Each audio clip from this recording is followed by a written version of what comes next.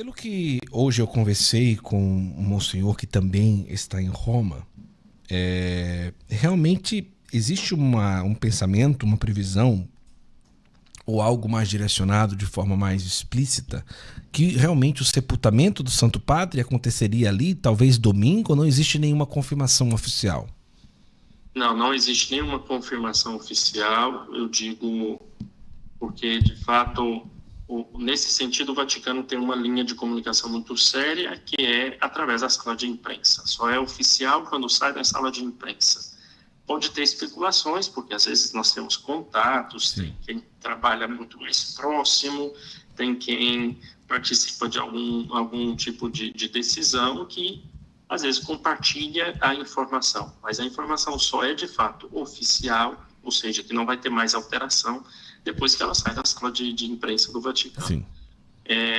A sala de imprensa do Vaticano tem um modelo de comunicação muito prático e rápido com os jornalistas. Então, nós recebemos essas informações alguns minutos antes, às vezes com embargo, às vezes já com publicação imediata, e isso eu posso garantir, que ainda não foi publicado nenhuma data para a celebração do funeral, até porque isso depende dos cardeais, naquela primeira congregação que deve acontecer amanhã.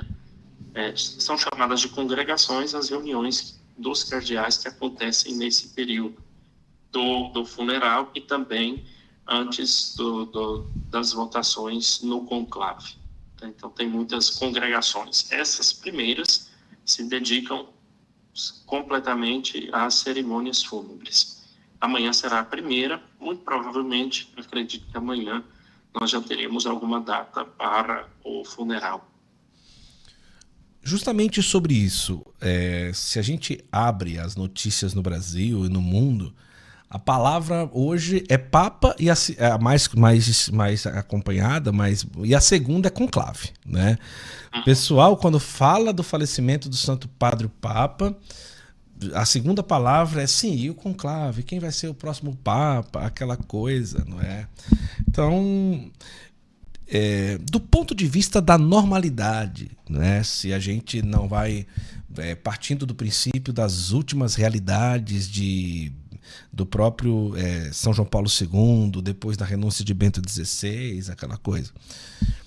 Se pensa quanto tempo até o início do conclave, porque tem muita coisa que às vezes é bom até o senhor explicar. Às vezes, o conclave durou 15, 20 dias. Às vezes o conclave dura 2 e as congregações acontecem uma atrás das outras, não é? Uma atrás da outra.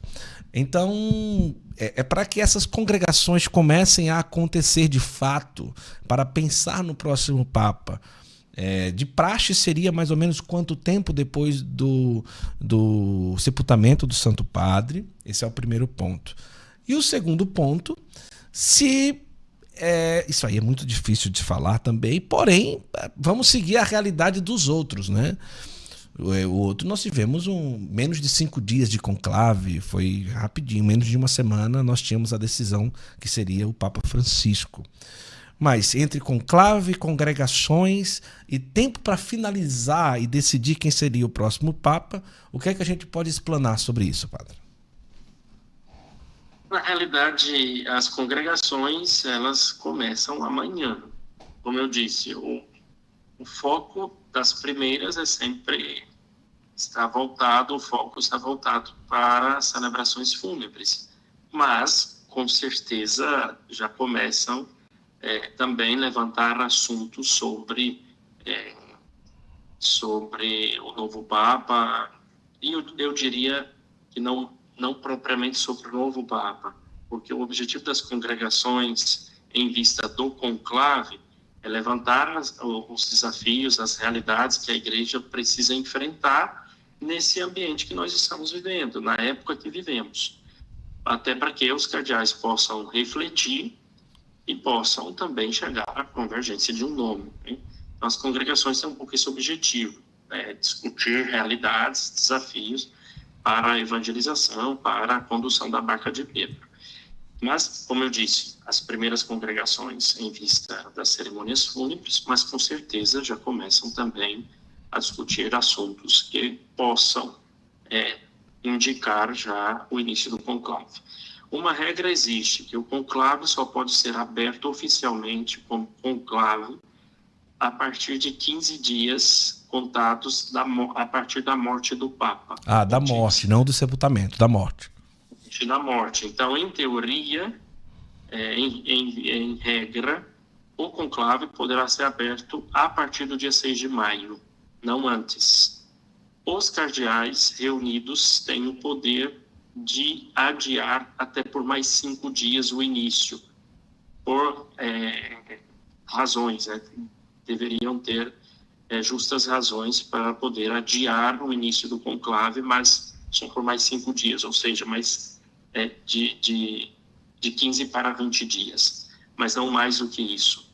Depois não tem uma regra para o término do conclave, né? A conclusão do conclave não tem uma regra que defina quanto tempo. Tivemos já na história da igreja conclave que durou 3 anos, mas o último conclave, o conclave do Papa que elegeu o Papa Francisco, foram 2 dias só. Então, hoje, eu acredito que o que facilita muito é que nós vivemos uma era de comunicação, ainda que tenha um cardeal na América do Sul, um cardeal na Ásia, eles se conhecem, e não só se conhecem, mas conhecem os desafios da igreja na África, conhecem os desafios, um cardeal americano da América do Norte conhece o desafio da igreja na Austrália, um cardeal do Brasil conhece o desafio da igreja na África, da igreja no leste europeu. Enfim, então, acho que uma era de comunicação facilita também as congregações, as ditas congregações, em vista de chegarem a um nome. Aqui nós estamos falando, desculpe-me, mas acho que é bom destacar isso, nós estamos falando de ritos e de regras, mas, é claro, antes de tudo, nós confiamos na graça e na ação do Espírito Santo. Sem ele, não se chega a nenhum nome, que é ele que no final conduz. Queira ou não queira, se a gente goste ou não goste, se tem simpatia com o nome que ele escolheu, com a origem dele, mas é o Espírito Santo que escolhe. E nós sabemos disso porque tivemos papas com históricos difíceis e que no final fez um bem para a igreja, conduziu a barca de Pedro. Então, acho que isso aqui é mistério de fé, e já que nós estamos num canal de fé que tem esse objetivo de evangelizar, que isso fique bem destacado, né? Agora, falando de ritos, de ambiente de uma igreja, que também é instituição humana, que Nosso Senhor quis confiar a mãos humanas, então é também importante falar disso, até porque temos algumas curiosidades. Então, o rito é um pouco esse, né? 15 a 20 dias para começar o conclave. As congregações têm esses objetivos, cerimônias fúnebres e desafios e realidades que a igreja precisa enfrentar em vista da eleição do novo pontífice.